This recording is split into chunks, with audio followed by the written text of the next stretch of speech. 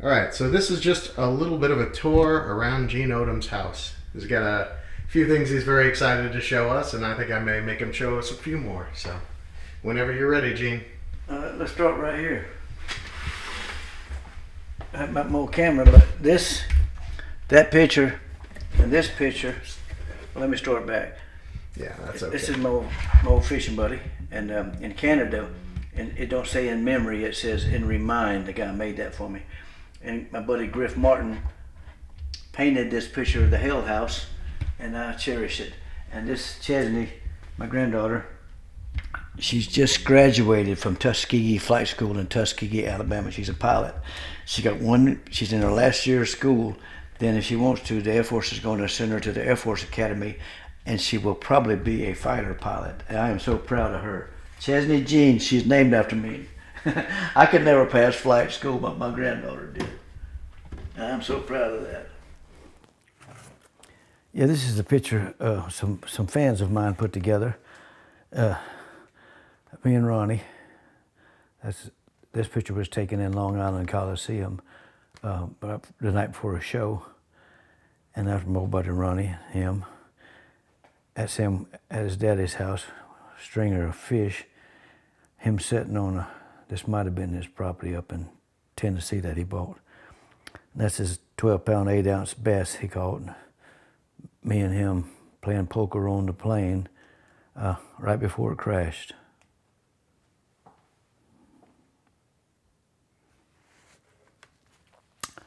True story. Yeah, I kind of like old stuff. I used to have a whole bunch of old stuff before I got divorced, and then I had to get rid of that. But this old radio, you know, and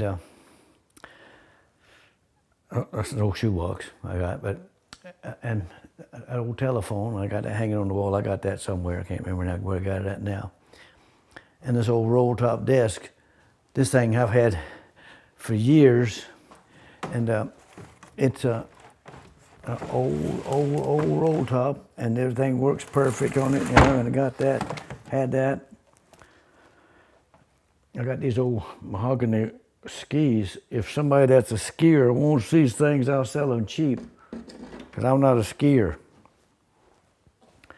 Alpine. Well, as y'all can tell, I live in the woods.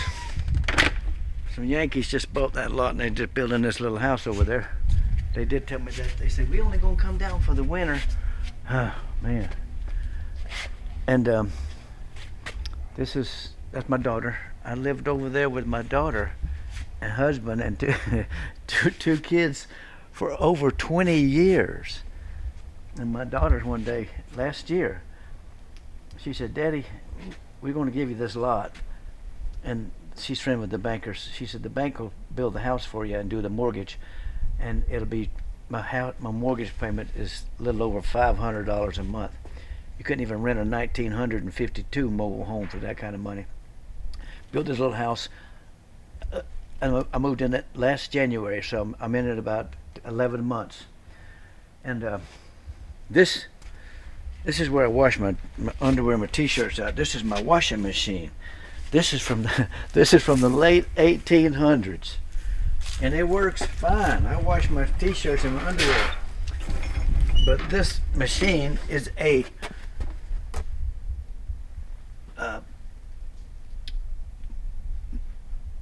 no Lovell Manufacturing Company, number 122.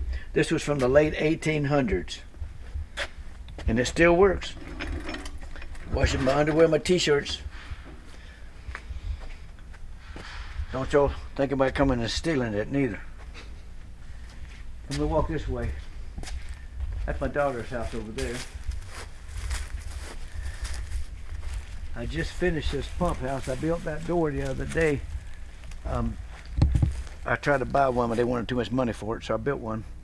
And I built that pump house. My pump is inside that to help block some of that view from the neighbors that's building that house over there. But this is where Gene Odom lives, right by himself. So you've been living by yourself for, you said, 37 years about, right? Way over 30 years, yeah. Yeah. I tried a couple of times, a couple of girlfriends, but they thought that Gene Odom was the dumbest cracker alive, and I was a lot smarter than they thought. So I had figured, and the true story is my second wife, her name's not really important.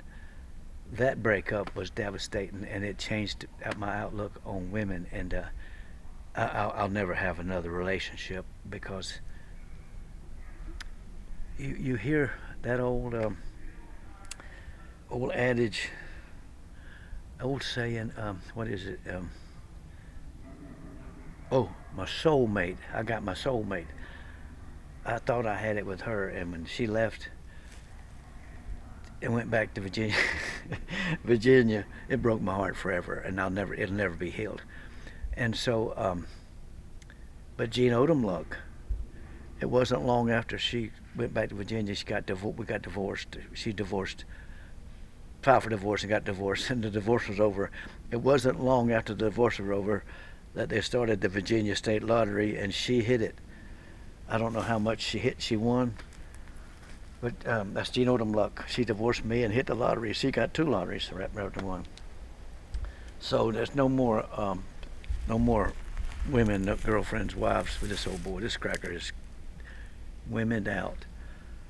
I wrote a couple of songs about that. I'll tell you about those one day too. But I just live here by myself. I had a couple of labs, but they both died of cancer. They're buried right over there. And I told myself at this age, I was 75 years old Saturday. Today's Thursday, so I ain't been 75 for a week yet. And I know a lot of people, a lot of friends, a lot of family that never lived this half of this long, never lived to be any age really, and I'm made it to 75. If y'all get lucky, y'all might live this long. But you better straighten up. But this is my pad. I just finished my little shed there. I built that myself. It's overbuilt. I guarantee you a bomb shelter. A bomb could hit around here and wouldn't hurt that thing. That thing is built heavy duty. I'm feeding the squirrels. I feed the deer over there. I put the corn out for the deer and the wild hogs. My grandson just shot a wild hog a while ago, right out there. I don't shoot no wild animals. I feed them. I won't kill no wild animals. Gene Odom is a nature-loving fool. I will never kill a wild animal. But I like it out here. I'm an old cracker type guy, and Florida cracker. And I love, you can see my little house I built here. It's in between my trees and stuff, I love the outdoors. I love the wildlife. There's a few lots right here on the other side. That Yankee just came down from New York and bought 70 acres and built him a big house over there. But that's a wildlife preserve called Flying Eagle. And there will never be nothing over there with Flying Eagle, and hopefully all these lots around here will stay like this. If I had the money, I'd buy them myself, but I ain't got no money. But I love it out here in the woods. Like I told you, I've been living with my daughter over there for way over 20 years, and she decided in here last year that she would raise this cracker to get his ass out. This cracker's going on his own. And my granddaughter wanted the bedroom because they built me I had a house when they got married, and their wedding cost so much money I had to sell the house to pay for the wedding. And thank God the property value went up, and I moved in. We moved over there in 2007, and I've been living over there since 2007.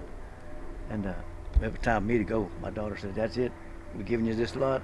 The bank's going to build a house for you, and it's time for your cracker ass to be gone." This is the other side of my house. You can tell I love the woods. That's mine all the way over there to the road.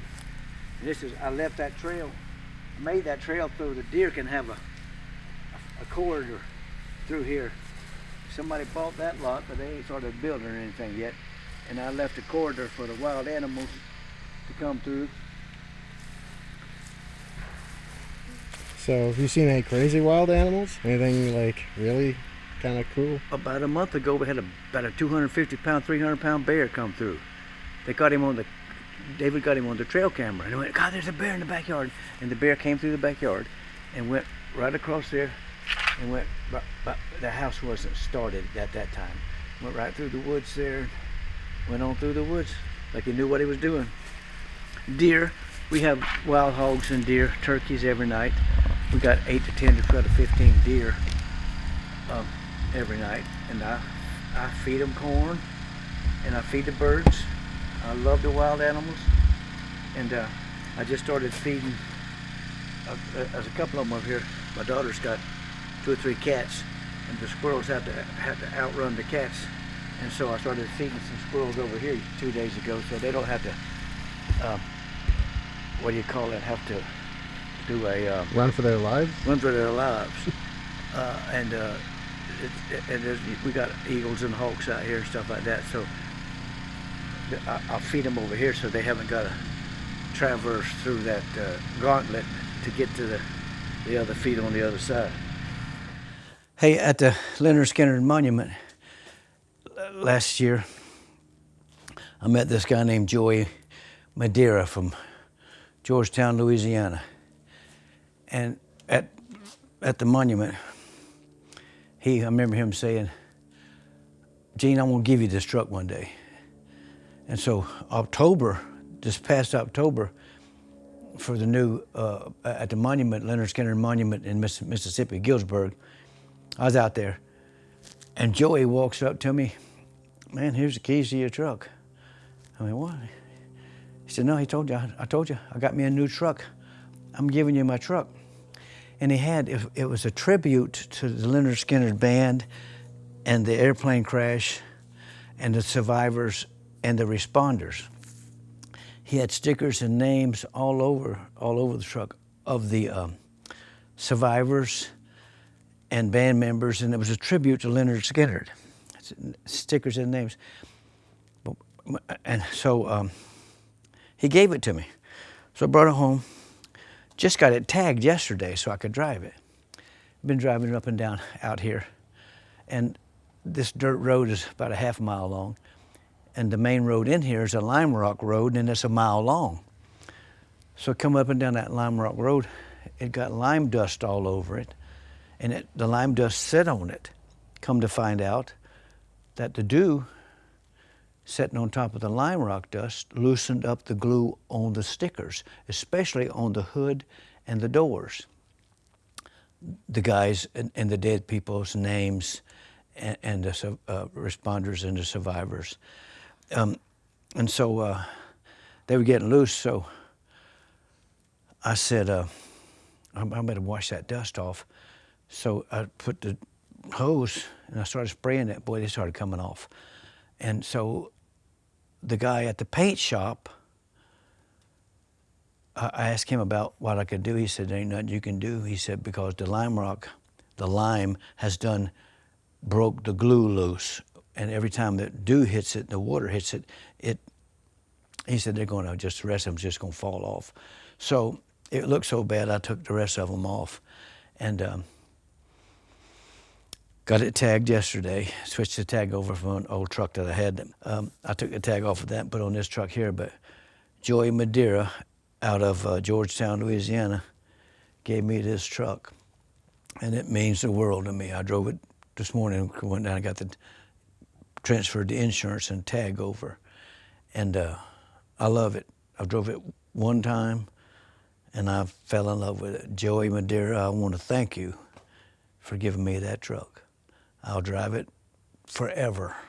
One of us will die first, either the truck or me, you know. In my old Volkswagen, I got 250,000 miles on that thing, and it's still kicking. It's like me, it's still kicking. But Joey, again, I want to thank you for giving me that truck. See, it's got the Louisiana sticker in it.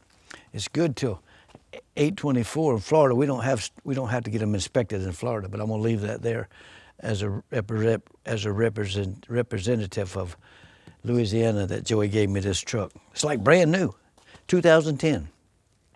Interior's perfect, 4-cylinder Colorado, and I love it. It's the best thing I ever got in my life. Except my children, they're the best things that I've had. And my grandkids. I'm extremely fortunate. I got two of the best son-in-laws on the planet, the two best daughters on the planet, and got the best grandkids on the planet, and got the best other grandfolks on the planet. So I'm actually rich by having my children and the families that I got. You know, flat broke, but I'm actually rich having my kids and grandkids and great, fantastic people involved in it. You know, except keeping this lime dust off of this truck, it's going to be a nightmare.